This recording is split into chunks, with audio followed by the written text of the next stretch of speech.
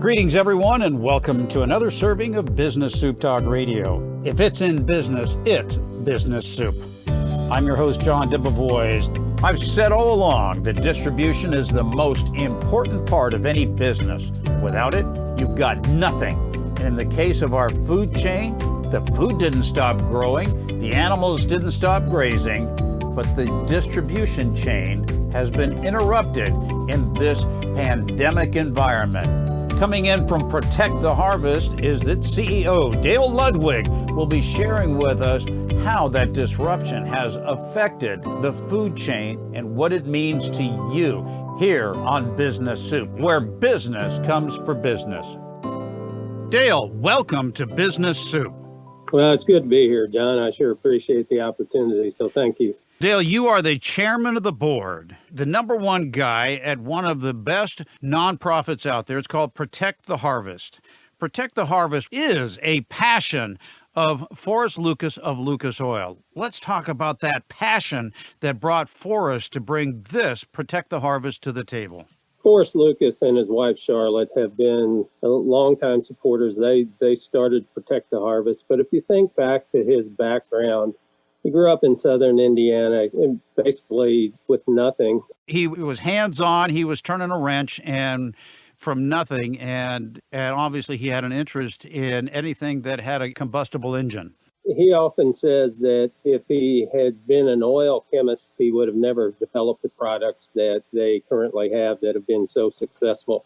But his passion for Protect the Harvest is his care for people, his employees, those people, those disadvantaged, especially farmers that are just trying to make a living, that are working hard on the farm. And he wants to make sure that we continue to have the right to farm and that we don't put too many roadblocks in the way of people that are trying to farm to grow food to feed the world. And so right now we're entering a really interesting time that we're all going to learn a lot because of this coronavirus. We're talking with Dale Ludwig. He is the chairman of the nonprofit Protect the Harvest, brought about by Forrest and Charlotte Lucas of Lucas Oil. And you mentioned just now about this new age with the coronavirus, and it has been politicized. It has been played up and down as to how impactful it is to our society. But one thing it has really impacted has been our economy. And as I was explaining to other people and friends and family, is that just because this has been shut down doesn't stop the tomatoes from growing, doesn't stop the cattle from grazing. That aspect still continues.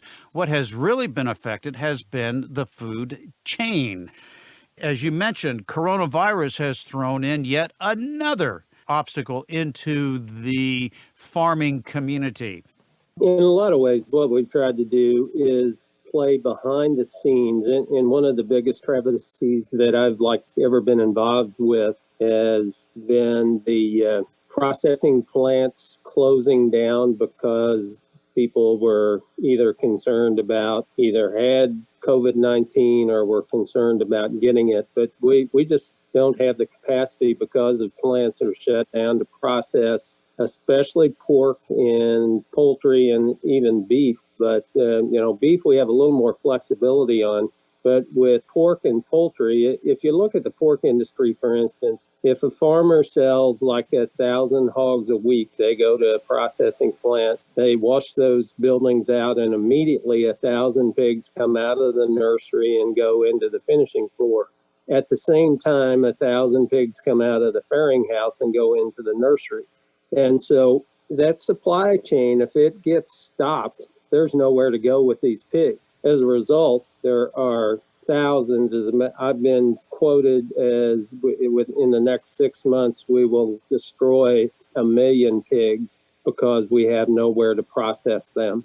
What an absolute waste. It's terrible. I used to say, and when I would do speeches from time to time, I'd say consumers don't understand agriculture and the food system because they've never gone to a grocery store and there wasn't things there that for them to buy.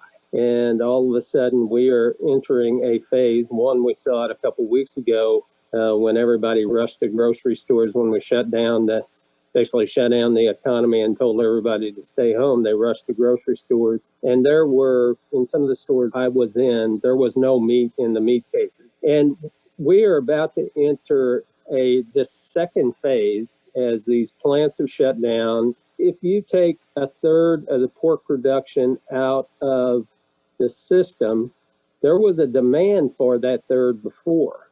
If it's no longer there, somebody's going to go hungry. One, it's terrible. It's also terrible that the farmers have produced the product and now can't get it to consumers because the bottleneck is the processing and not having capacity to process those animals. That's one of the things we've done to protect the harvest. We tried to get a message, and we did. And one of the great things about Forrest Lucas, because he has been so successful in business, a lot of people know who he is. And the fact that he's from Indiana, he has a relationship with the vice president. So with Protect the Harvest, we early on gave them a heads up on how important it was that we tried to do everything we could to keep these processing facilities open, and even suggested maybe bringing in the National Guard. That hasn't happened, but the president does understand, and I think a big part because of Protect the Harvest. And what better way to protect the harvest than trying to make sure that animals that are ready to be harvested, processed, and go to consumers, what better way to protect the harvest than to address those issues? And so we were on that early, weren't able to make as much of an impact as we had hoped to, but as a result, the president did sign a bill that says we will keep these processing facilities open. Yes, I recall seeing that in the news, that he's saying that we just cannot disrupt the food chain. What is the mystique, the mystery, the problems that the misconception about GMOs, those genetically engineered seeds that has everybody up in arms, either in favor or opposed to? What is it about GMOs that it makes it beneficial to our society and to my listeners, the individuals as small business owners? Well, there's nothing wrong with the GMO products. The benefit to them is that they're able to help us use less crop chemicals, less herbicides, less insecticides by putting traits into plants, make them resistant to certain herbicides, or that will prevent insects from being able to eat the plants, or if they do, they die. And these things have gone through tremendous amounts of testing, so there's no issue, but it's the unknown, and it's people that are taking advantage of the unknown that are able to scare people into not using certain products. Now, I personally think that there is room for everybody in virtually all industries. I think that there are people that want to consume organic products, and I think that we should offer those things to consumers. And I do believe that the organic industry is the one thing that appears to be profitable at this point in time. These farmers that are very productive in growing GMO products, there's nothing wrong with those products, but they're having a real struggle now, especially if you take a look at corn. Half the ethanol plants are shut down in the country. 40% of the corn that we consumed was going into ethanol. So we just have a lot more corn than we know what to do with. And as a result, the prices suffered, and farmers are going to have a real challenging time even breaking even growing corn. And so if that's the issue with corn, well, people will switch from corn to soybeans, and all of a sudden we have overproduction of soybeans, and we have an issue there. I think the same thing with meat. There are people that want to have plant-based fake meat, and if they want to consume those products, I think they should be able to. My biggest concern with the plant-based meats is that their tactic in trying to capture part of that market is that they say false things about the meat industry that are just absolutely not true. As long as we're all telling the truth and all on a level playing field, I think there's room for everybody. And consumers are the people that ultimately make the choice. But let's give them the facts. Let's not come up with stories about how horrible that GMOs are, or how bad that a cow is to the environment. Things that they say about a cow is just absolutely not true. Well, the same thing that goes into a cow goes into people. The same thing that goes out of people goes out of cows.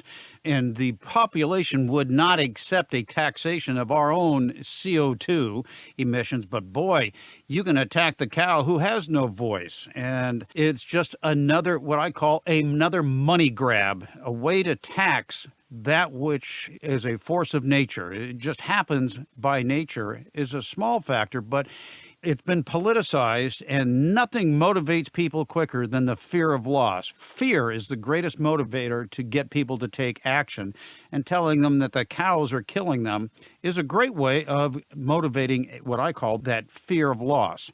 That's why we need to try to educate consumers, but at the end of the day, they're going to err on the side of safety. So whoever doesn't tell the truth can oftentimes be very successful at frightening people into making decisions that they normally wouldn't make. And that's one of the things that to Protect the Harvest we try to do is just get as much information out on what is actually factual, especially as it relates to agriculture and especially the livestock or animal industry. We also try to prevent people from passing undue regulations that don't particularly make any sense. Nobody cares more about the cows on my farm than I do. Nobody cares more about the cows on your farm than you do. I've often said if I was a cow, I'd want to be right here on our farm because we treat them with respect. We treat them, we feed them, we give them shelter, we give them water. All those things that allow them to have a happy life. And if they are treated, and by treatment I mean given an antibiotic, it's because they're sick or they're hurt, they're injured, because we'd never give those things because it doesn't make sense if they didn't need them. You know, if a cow has pink eye, they need to be treated because you want to save that eye and don't want them to be in pain. Pink eye in cattle is extremely painful. So you want to try to help them. If they have pneumonia, you treat them so they don't die. It's the humane thing to do, but we don't use antibiotics unless they're necessary. We're talking with Dale Ludwig, who is the chair of the Protect the Harvest, a passion of Forrest and Charlotte Lucas of Lucas Oil.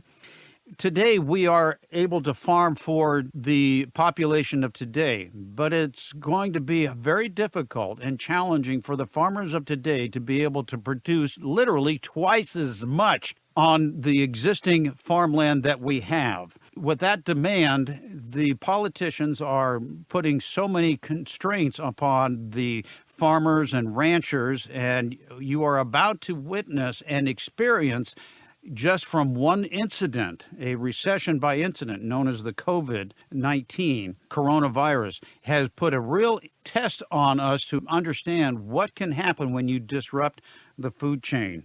And speaking of the food chain, Dale, what is the position of Protect the Harvest on what has happened with the country of origin being taken off of food products such as, well, livestock and other food services? How does Protect the Harvest see that dismantling or taking that simple label off country of origin? That is a extremely complicated issue. Let me address it this way. As long as we allow people to import meat into this country and grind it here into hamburger or sausage and then call it a product of the U.S., it doesn't make labeling very effective. I know the livestock industry has spent a lot of money trying to make that work, but we need to totally revamp that if we're going to make that successful. Nobody's more proud of the U.S. than I am. Nobody would prefer to consume all products that are in the U.S. But the problem with the origin labeling, it gets distorted when you're able to bring imported meat in here, do one process, and then refer to it as U.S. beef or pork or whatever. So it's an excellent point, but it's a whole lot more complicated than just saying buy U.S., if you understand what I'm saying. Oh, absolutely. The animals have not been cared for traditionally the way that we do here in the States. And removing that label just means that you don't know where it's coming from. It may have a USDA stamp on it, but that's only because it's been inspected. That doesn't mean it came from this country. That's correct.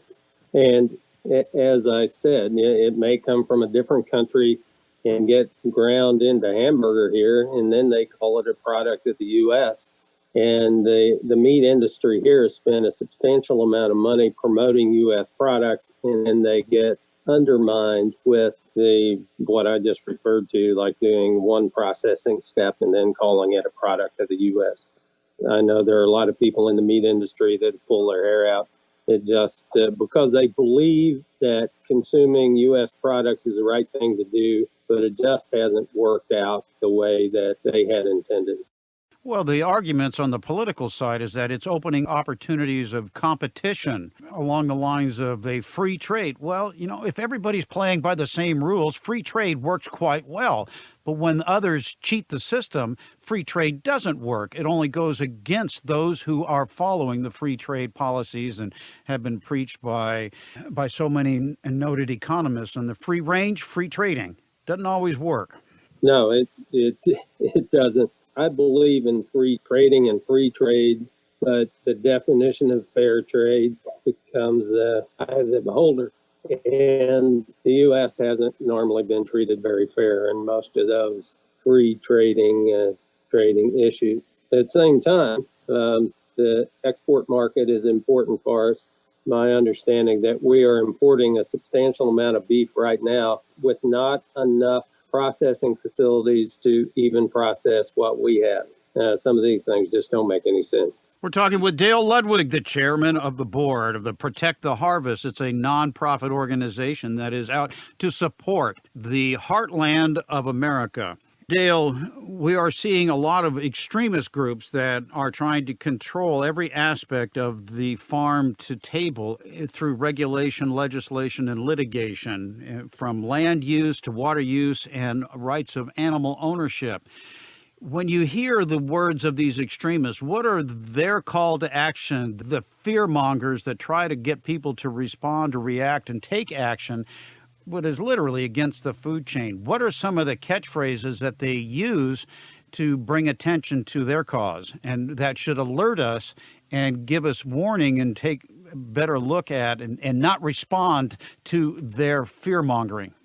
For many of these people, it's an economic thing. These groups bring in some cases, hundreds of millions of dollars that they use to the advantage of their organization. They pay their people well, but it's become an industry of its own, and they like to then take that money and continue to fight against people that are trying to make a living doing it. And they don't understand agriculture, and they don't really understand how and why animals are treated as well as they are by the people that own them.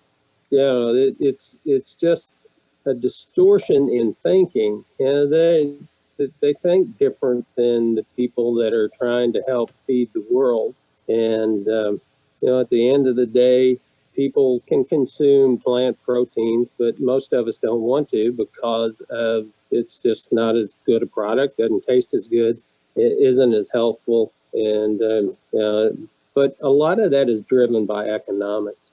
Sure. And there's a call to action that you see on television. Who doesn't respond to that tearful display of a puppy or a kitten and saying that it came from a bad environment? And there are bad seeds out there. There are bad players. There are a few people out there. I think it's a really small number that don't treat animals the way they should, and Protect the Harvest will come out against those people as strongly as anyone. But 98, 99% of all the people in the country, especially in farming communities, treat their animals extremely well because it is what they believe, but it's also important for them to be able to run their operation and be profitable doing it. I grew up in agriculture on a farm. I've been involved in agriculture my entire life.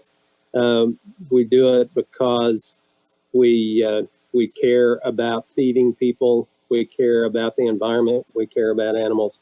and nothing's going to change that. That's why we're involved in Protect the Harvest. Dale, for my audience of small business owners, they listen to Business Soup for the tips, tools, and techniques. What's the one thing that you would want them to understand as to why they need to get involved with Protect the Harvest? Volunteer with Protect the Harvest, help us raise money. We're trying to make sure that we protect the rights of people to eat, to hunt, to fish, to farm. And we're trying to do that with a budget as minuscule. So get involved, help us raise money so we have some resources to help fight some of those issues, fight regulations. Regulation, litigation, and legislation are they're issues that it's a knife that can cut both ways, but we need to have some bullets to play in that game.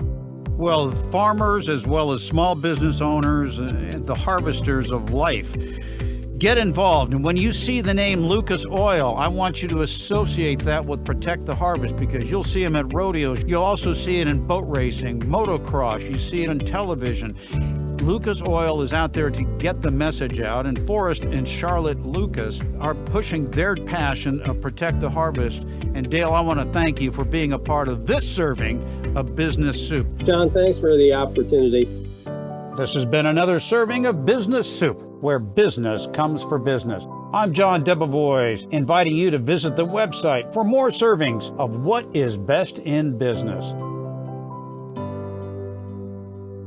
This show has been produced by Market Domination, LLC. To discover how you can have your own show completely done for you and turn it into a real published book and become the authority in your marketplace, go to www.marketdominationllc.com/